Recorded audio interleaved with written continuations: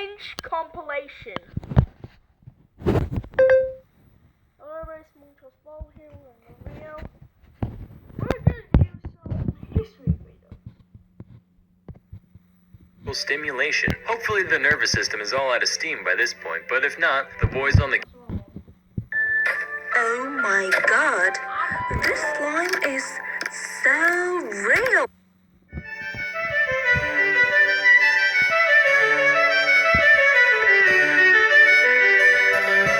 Hey kids, do you ever feel like life has passed you by? Does the daily grind leave you feeling trapped in your own life like an animal in a cage? Well, that doesn't mean you can't enjoy some fun facts about livestock while you're at it. Today, I'll be giving a tour of the life, death, and processing of the American beef cattle. Disclaimer, this video is only a basic summary of some common industry practices. No two farms are alike, some are nicer, some are worse. I'm not a shill, please don't get mad at me. Now, in the beginning, there was nothing.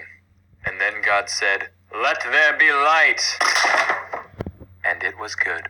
Henceforth, you shall be called Craig. At birth, the calf weighs somewhere between 60 and 100 pounds. The males are typically castrated within the first couple of weeks, usually without anesthetic. The main point of this is to keep the steers mellow later in life, but it also stops their male hormones from giving the meat an off taste that the American palate isn't really accustomed to. Anyway, things started off pretty good for Craig. Drinking milk, hanging out, the life. After a while, he figures out you can eat the floor. That's cool. But then, after about 10 months, he gets loaded into the cattle cars. If you're a history buff like me, you know that's not a good sign. Little does Craig know, he's been auctioned off to a feedlot 1,000 miles away. Here, the cattle are packed together like sardines, if sardines were 500-pound terrestrial mammals. The menu consists of random roughage and energy-dense feed like corn so they can pack on the pounds more quickly. Overall, this environment puts a good deal of stress on the beast, which can end up taking a toll on his health. But it's nothing a little visit from the antibiotics fairy can't fix. Once fully grown, Craig gets taken to the packing plant. This is where the magic happens, and by magic, we mean mechanically automated goring into commodities. This is where things get messy, so try to forget that we gave this random animal a name a minute ago. In order to keep things as humane as possible, a worker will first use this device, referred to as a stunner. Here's a demonstration.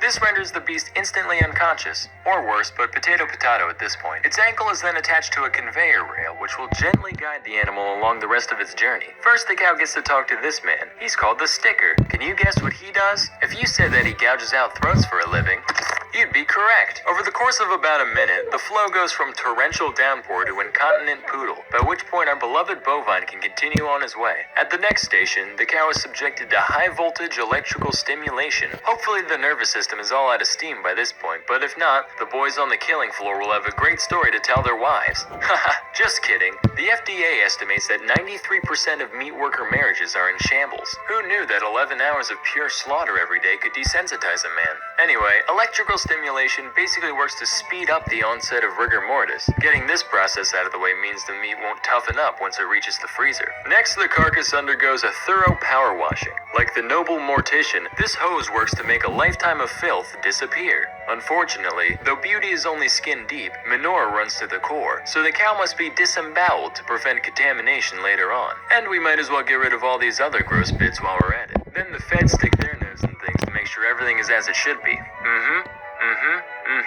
Yup, it's a cow. Finally, we send it down the line, evacuate the spine, bifurcate the hind, reticulate the spline, and power wash it again just for good measure. This whole process, from bashing to slashing to splashing, takes a mere 15 minutes to complete. That means it takes the same amount of time to process 3 half-ton mammals and 1 scheduled license renewal. Try puzzling that one out. After hanging out in the cooler for a couple days, the beef is broken down into its many cuts. Chuck, loin, sirloin, what have you. This is the good stuff. That'll get shipped off as is to barbecues, bar mitzvahs, and bargain bins all across the country. Then you got all these misfit bits hanging out wherever else. Still technically flesh, so we have machines pluck it off, pulp it, and use it to make hamburgers, hot dogs, and the like. Then all the garbage even Americans can't stomach is sent off to the rendering plant to be made into whatever else. So there you have it.